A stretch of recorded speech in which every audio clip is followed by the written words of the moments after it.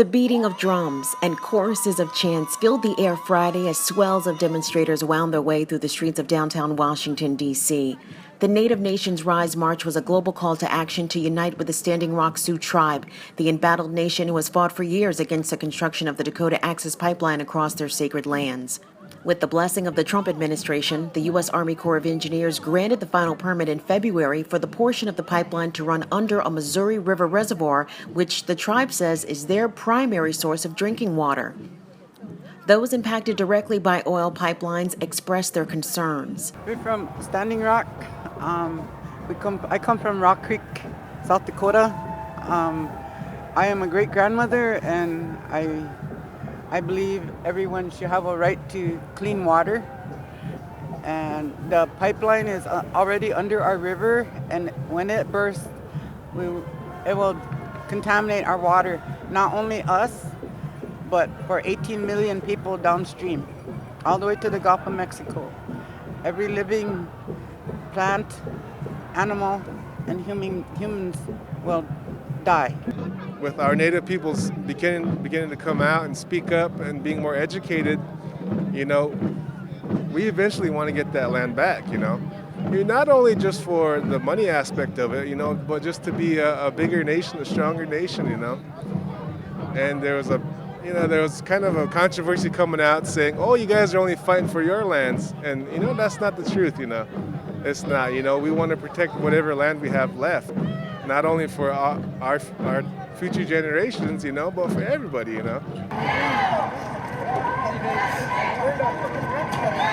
Friday's march wrapped a week of lobbying on Capitol Hill by Native leaders, along with a symbolic camp on the National Mall.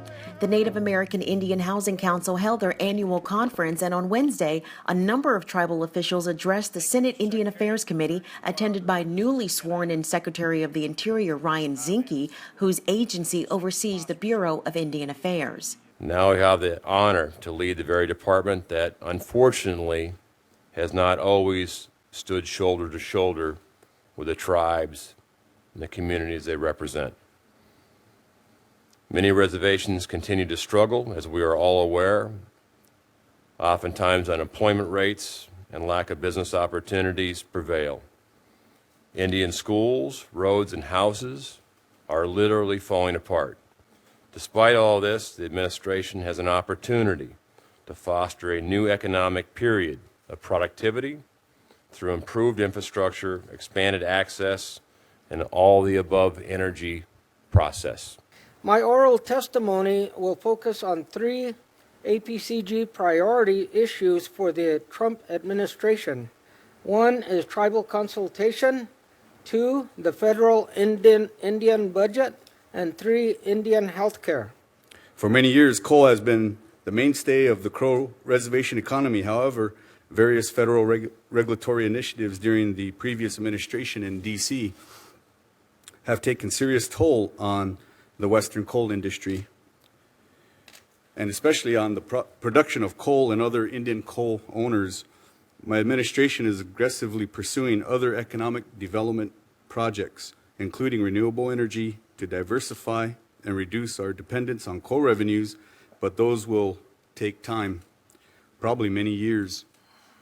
When Secretary Zinke and the President Trump face competing pressures to allocate scarce federal funds, we will ask Secretary Zinke to remind his colleagues in the administration that the many contributions in blood and treasure that Native tribes have made to the welfare of the United States over 2 centuries.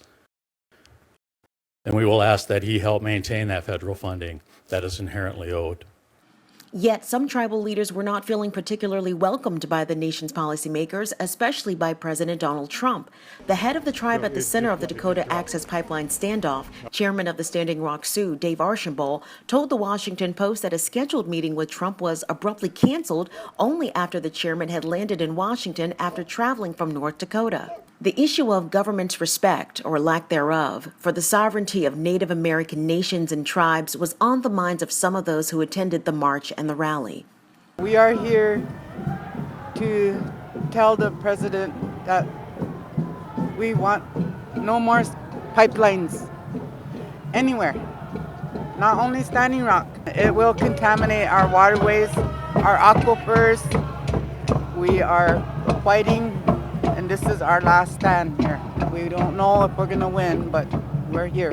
Others didn't have to look too far to recall the force of U.S. law enforcement used against indigenous peoples. You guys have seen the videos, you guys have seen the live feeds, you guys know that we get tear gas, we get pepper sprayed, we get shot with rubber bullets, we get shot with beanbags, and we never had weapons. We never had weapons from the start. Only weapons we had was our heart and our strong spirit and the willing to stand for Mother Earth. And how long were you at the Standing Rock encampment? I was there from August 5th to when we got kicked out. And at any point in time, did you feel as if your life was in danger from law enforcement? Oh yeah, I've been shot in the back of the leg.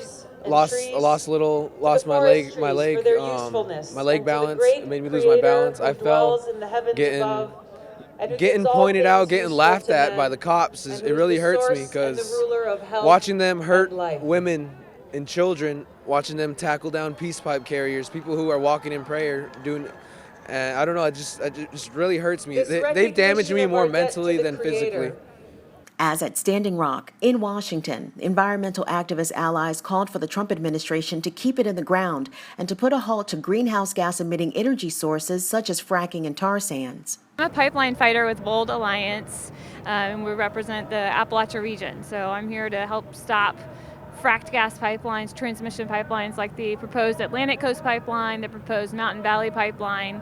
I got involved with this 2.5 years ago when we were contacted by a natural gas company that wants to run a transmission pipeline through our family farm. So that kind of got me in the mix of here. So I'm a landowner that's affected by this nasty black snake. And we are here in solidarity with Standing Rock to say no to pipelines. These are risky, they're dangerous. These are private companies that want to take land and have the power of eminent domain to take our land for their private gain, their financial benefit. It's greed. We stand with Standing Rock! We stand with Standing Rock! We are at war with our water. In our backyard here, right here, in Washington, D.C., Baltimore, there is lead in the contaminated water pipes. The infrastructure of the water pipes all across this nation is at least 100 years old. The most recent, newest ones is in the 1930s. And so there is a huge war on our water.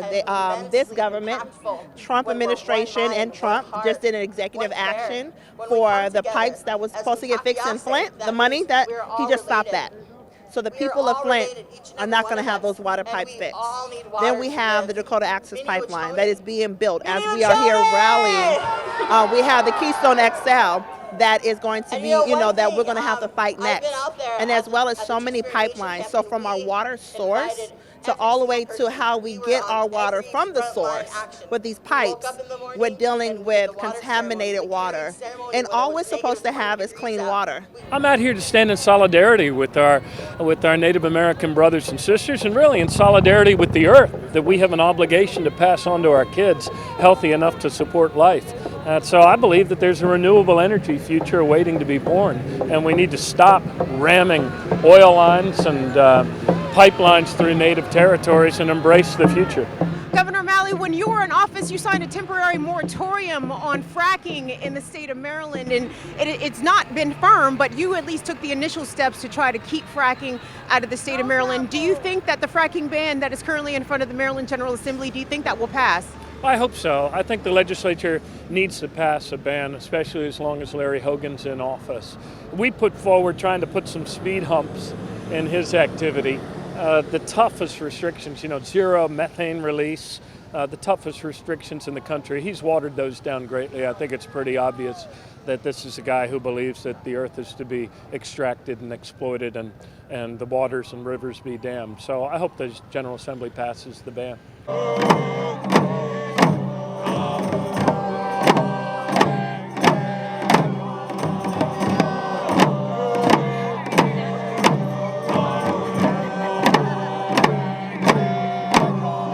The Native Nation Nations United March is estimated to have drawn about 1,000 protesters, some estimates as high as 3,000. But the message they wanted to send to the President of the United States is very clear. Although Donald Trump signed the executive order greenlighting the Dakota Access Pipeline construction, the fight for clean water rights and indigenous people rights is far from over.